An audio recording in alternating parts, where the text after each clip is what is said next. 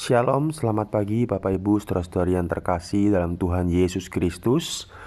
Mari sebelum kita bersaat teduh, saya mengajak kita untuk kembali mengingat visi misi GKT Banyuwangi.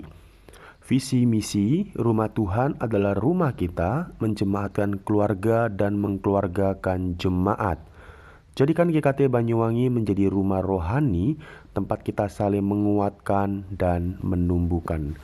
Saudara sekalian, saat teduh kita pada pagi hari ini terambil dari satu bagian firman Tuhan, Yehezkiel pasal yang ke-11 ayat yang pertama hingga ayat yang ke-13. Yehezkiel pasal yang ke-11 ayat yang pertama hingga ayat yang ke-13. Dan saya akan membacakan bagi setiap kita ayat yang pertama. Demikian firman Tuhan. Lalu roh itu mengangkat aku dan membawa aku ke pintu gerbang timur dari rumah Tuhan, pintu yang menghadap ke sebelah timur. Lihat, di dalam pintu gerbang itu ada 25 orang, dan di antara mereka kulihat Asanya bin Asur dan Pelakia bin Benaya, yaitu pemimpin-pemimpin bangsa. Saudara sekalian yang dikasih, dalam bagian ini kita melihat bagaimana Yehezkiel melihat para pemimpin bangsa-bangsa Israel. Mereka adalah orang-orang yang seharusnya sebagai pemimpin, saudara, tentunya mereka itu harusnya hidupnya takut akan Tuhan. Tapi justru mereka hidup dalam kesombongan, dan mereka berpikir bahwa mereka itu bisa merasa aman tanpa adanya Tuhan. Mereka berpikir bahwa Yerusalem akan tetap kuat dan tidak akan mengalami hukuman Tuhan. Padahal hati mereka, hidup mereka sebagai seorang pemimpin, itu sudah dikatakan mereka jauh dari Allah. Saudara sekalian, Tuhan mengetahui pikiran dan rencana mereka. Walaupun terkadang manusia berdosa itu bisa nampak menyembunyikan dosa mereka di depan orang lain, tapi tidak mungkin mereka bisa menyembunyikan itu di hadapan Tuhan. Tuhan tahu hati manusia, Tuhan mengerti motivasi manusia dan kehidupan dari manusia itu sendiri. Saudara sekalian, seringkali manusia juga hidup seperti demikian. Kita bisa merasa aman karena berbagai macam hal, termasuk karena uang kita ataupun karena jabatan dan pengalaman kita.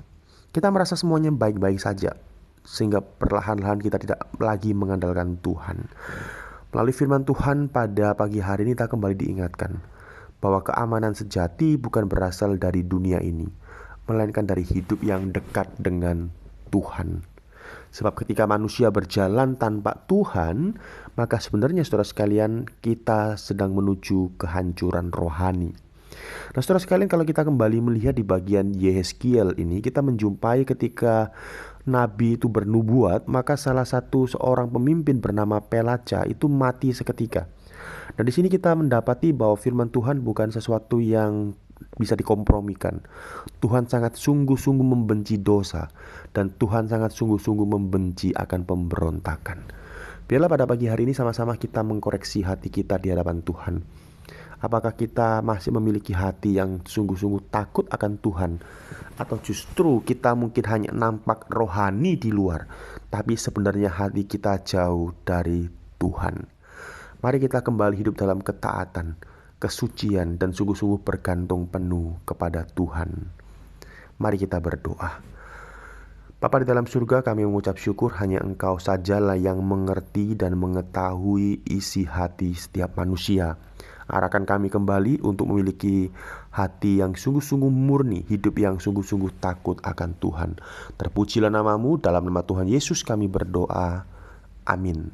Saudara sekalian, kita juga bersyukur hari ini 3 saudari kita boleh berulang tahun. Ada Ibu Vinda Urip, Ibu Maria Angelica, dan juga Saudari Natasha. Mari saya mengajak setiap kita untuk boleh sama-sama sebagai satu tubuh Kristus kita berdoa. Bapa di dalam surga, Bapa yang baik, kami mengucap syukur karena pada pagi hari ini ketiga saudari kami boleh berulang tahun. Ada Ibu Vinda Urip, Ibu Maria Angelica, dan Saudari Natasha. Kami mengucap syukur ya Tuhan oleh karena anugerah dan kebaikan Tuhan yang senantiasa menyertai dan menuntun ketiga saudari kami. Dan biarlah ya Tuhan, di momen-momen yang berbahagia, momen berulang tahun ini, bukan hanya sekedar menjadi momen bertambahnya usia, bukan hanya sekedar menjadi momen semakin bertambahnya umur dan lain sebagainya. Namun biarlah momen ini menjadi momen semakin mengingat akan kebaikan Tuhan dan cinta kasih Tuhan. Tuhan tolong ketiga saudari kami, di tengah-tengah setiap pergumulan yang ada, di tengah-tengah setiap gejolak hidup yang ada, kiranya Tuhan boleh campur tangan menyertai kehidupannya. Kami serahkan semua dalam tangan-Mu ya Tuhan, terpujilah nama-Mu. Dalam nama Tuhan Yesus kami mengucap syukur dan berdoa. Amin. Selamat beraktivitas saudara sekalian, Tuhan Yesus memberkati.